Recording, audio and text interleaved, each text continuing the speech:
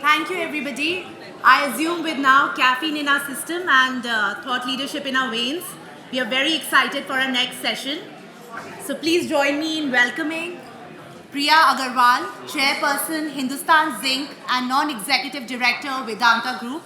And this session will be moderated by Professor Radhika Khosla. This session will talk about a very pertinent topic, which is climate innovation and industry, powering India's energy future.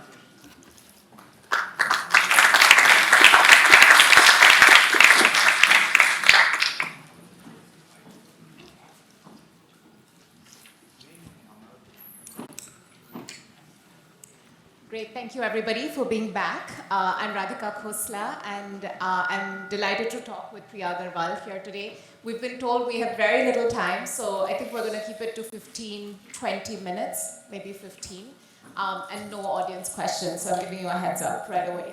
But let's begin. So Priya, Vedanta has committed to achieving a net zero strategy by 2050. It has a new 2.0 strategy on transition metals and critical minerals. And as someone who's really embedded in India's sustainable development challenges and something I think about a lot, and especially the role of the private sector in achieving global net zero, I was really keen to know what was the turning point in Vedanta's leadership in terms of thinking about climate action as a serious endeavor, something that you take rigorously, and also thinking about climate action as a business imperative. What was that shift? So first, is that okay? Am I audible? Yes. So first and foremost, thank you everybody for having me. Thank you, Siddharth. Thank you, Radhika. It's really lovely to be here. I was just mentioning to a lot of you who said they were looking forward to this conversation that Oxford as a university I would have probably never gotten into, and just being here in front of individuals who are far more intellectually progressed than I am. It's absolutely, I'm humbled. It's an honor to be here to give you a little bit of my life and journey and experience, and I hope I can add some value to your lives today. For the question that you asked, Vedanta being a mining company, I grew up in London, and I was actually one of those very naive environmentalists who used to have many battles with my father, talking to him about why he does what he does. Mining is a bad word. It's something that we shouldn't, focus our energies on. And ignorant as I was, my father told me that, look, I don't want to hear anything of what you have to say until you go spend 6 months underground in all the communities that we work with. Come back, go there, experience it, come back, and then come back and talk to me. And so that was where my journey started in Vedanta. I spent around 2 years underground in Udaipur, in Orissa, in many of our mines. And that was the turning point for me in terms of how this industry really is the backbone of growth for India. When we talk about the UK has grown on coal. If we talk about the US, it's grown on oil and gas. The Middle East has grown on oil and gas. Australia has grown on mining. The economies are where they are today because of this industry. And why is India behind? And today, India can do it. We're in a great point because we've only explored less than 20% of our natural resources, and today we can do it better than any of them have done. And with the innovation, with the technology, and with the experience that we have, and so that's when the journey began. And for me, really the moment and the excitement was, can I turn a mining company into a net nature positive company? Is that possible? And yes, it is. So we went on this journey. We committed to 2050 net zero climate, net zero carbon, and we're well on our way there. 3 of our largest companies, including Hindustan Zinc, which is the largest producer of zinc and the 4th largest producer of silver in the world, will be net zero carbon in 5 years. We've already cut our emissions by 50%. Across the world, the S&P has rated Hindustan Zinc as the most sustainable mining company in the world. This is an Indian company, #1 in the world in sustainable mining.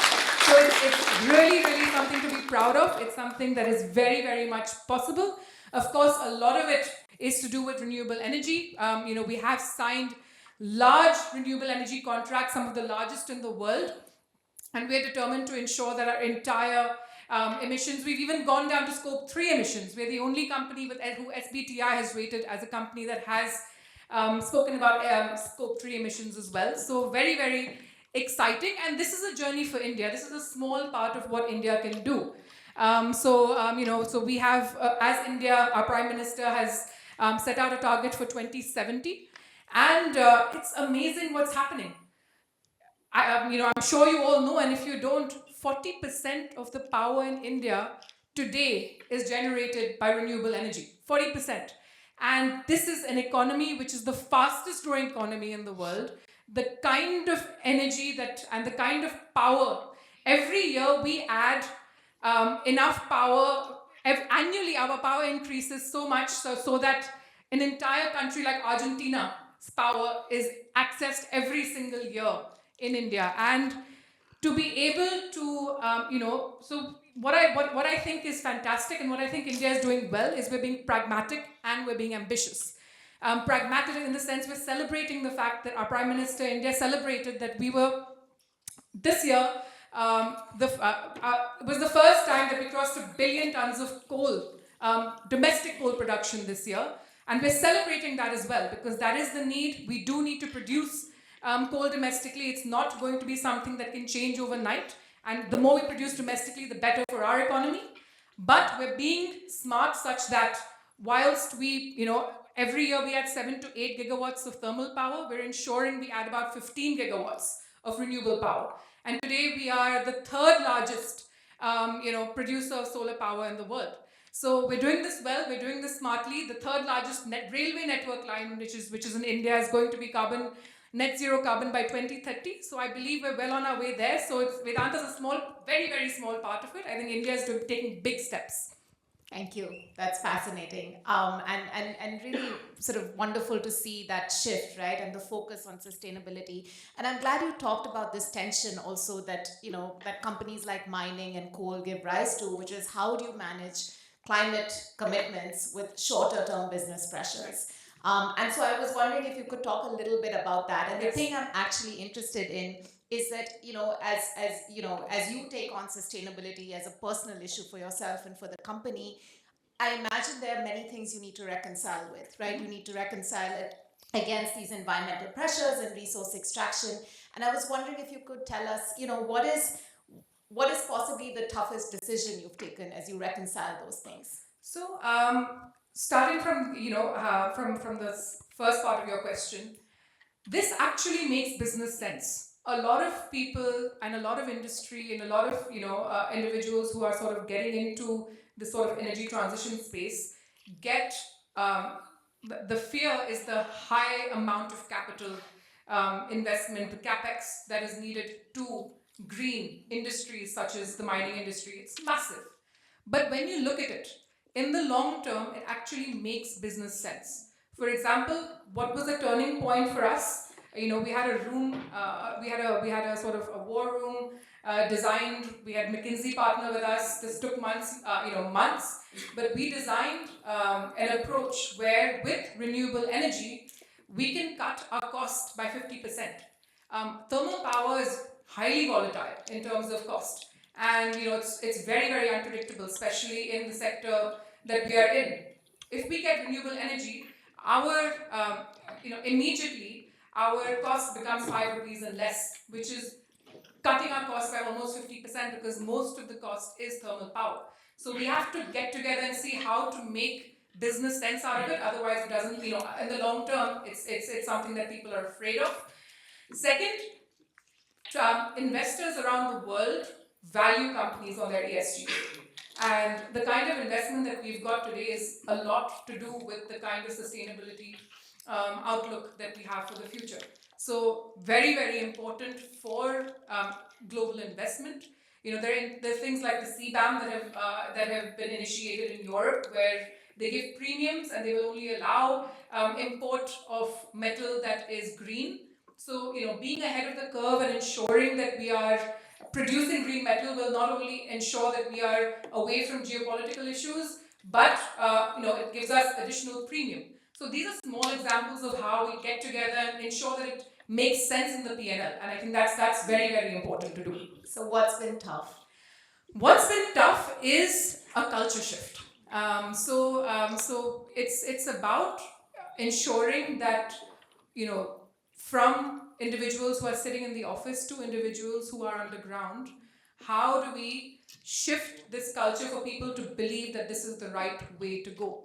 There are certain, for example, there are certain states in Odisha, certain communities in Odisha, certain states in India and certain communities, for example, in Odisha, that thrive purely on thermal energy. Their entire economy is coal and thermal power. So there is fear in communities as to, if you take this away from us, what will happen to our jobs? So this we divided, for example, this is one challenge. There's several challenges, but we divided our CSR initiative such that a lot of it was to educate and retransfer skills of these individuals from the ability to work in thermal power to renewable power.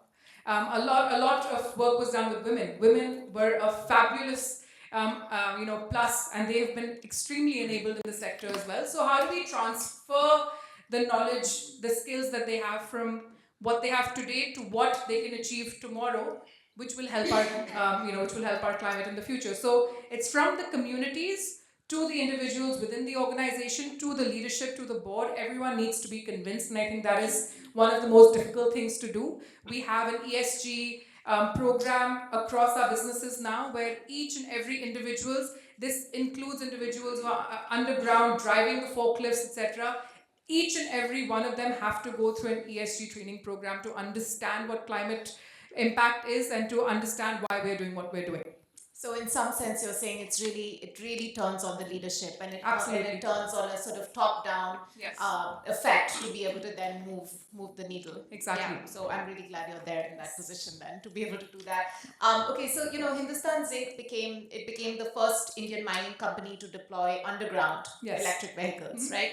And I wanted to know, what role does technological innovation play in your sustainability strategy? And the question I'm interested in is that, how do you decide which technologies to invest in yourself? Because in the previous panel we talked a lot about R&D investment that companies make on their own, and that in some sense the Indian number is not at par with the global average on that. So how do you decide which companies which technologies to invest in on your own versus letting the market, allowing them to mature? So in the last Economist, I was reading that industry like mining, which is seen as a traditional industry, is actually a technology company of the future. Without technology advancement, there is no mining in the future. And it's almost like an open heart surgery. Many years ago, to do a heart surgery, you used to have to do open heart surgeries. Today, it's done robotically. It's the same with mining. One can reduce damage to the environment by 95%. Before, one had to cut and go through a lot of environmental challenges, and there was a lot of deforestation. Today, it can be done in a way which is almost robotic, where you take out what you need and you put back in what's good for the environment. In fact, we have mines that are at end of life that we have revitalized, and today have more biodiversity than they had before. Today, we have 500 acres in a place called Rava, which was barren land and now is a thriving biodiversity haven where there's critically endangered species like the fishing cat that are thriving. So if it's done right and we use the right technology, everything can change, and mining doesn't have to be a bad word anymore. And another thing that is very, very there's a lot of technology here, but something very close to my heart is the women. Apart from being the first company that got EV trucks underground, we were the first company in India in 2019. It was illegal for women to go underground, and we were the first company we were the first company in India in 2019 to get women underground. And today, we have almost 30% women underground in mining, and these women are thriving. A lot of it is to do with the technology advancements. Before, due to the hard labor that used to be, now we have autonomous vehicles. Now everything that happens underground can be controlled from the office. But many of these women underground are thriving in a way that they couldn't imagine they could do what they're doing today. I mean, just one one example I can give you, and this is a rural part of India that I'm talking about, where one imagines, has certain stereotypical thoughts about what the women there would be like. There was a lady I met last year, and this story has stayed with me. There was a lady I met last year, and she came to me and she said that Priya, she's part of the LGBTQ community. And she came to me and she said, Priya, I only had two dreams in my life. One, to adopt a daughter, and two, to buy my mother a house. And because of this opportunity, I've managed to do both. And I had goosebumps all over my body with that story. So with innovation, with technology, we're not only making mining an industry like this better or greener, we're enabling our population. We're enabling the 700, 800 million women we have in India to be able to open up and do the kind of work that they couldn't imagine they could do before. Great, thank you. I'll ask maybe one more question, though I see this flashing. This is just to go back to the supply chain issue and the fact that global demand for zinc, for silver, for allied metals is expected to triple, right, by mid-century. And India has a lot to offer. Yeah. Now, as somebody who's taking the lead on this from a sustainability and, running a 15 billion plus conglomerate,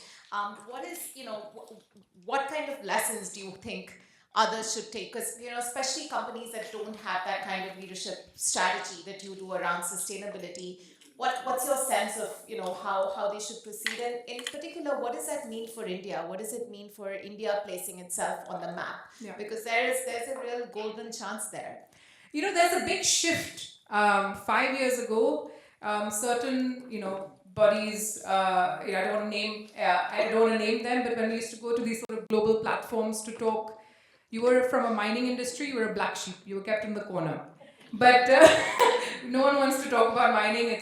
But today, the mining industry is in the center of every conversation, because what has been realized is that there is no energy transition without mining. The World Bank says you need $1.7 trillion worth in mining investment just for the energy transition to happen successfully.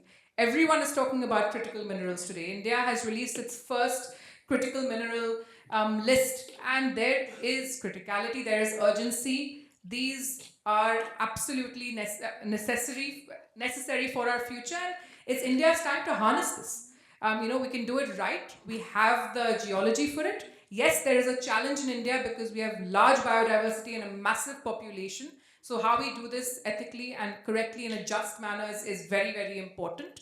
But it's possible, and this is one of the industries, manufacturing, mining, all of these are the industries of the future for the India, which will really, really open up our economy, and one must take it very seriously. The government, the policy is changing. It's giving access and making young entrepreneurs attracted towards such industry. We were focused purely on tech for so many years. Now this is also an industry and an area that young entrepreneurs are looking at seriously, because there are so many better schemes, so much potential out there. And I can tell you, like, for example, one of the things, my husband is here, Akash. He's set up something called Vedanta Spark. And with Vedanta Spark, he's deployed 150 startups as a pilot in all our mines and refineries. And these these are just there to innovate and to learn and to see if their innovation is working in platforms such as these. So we've given them that space.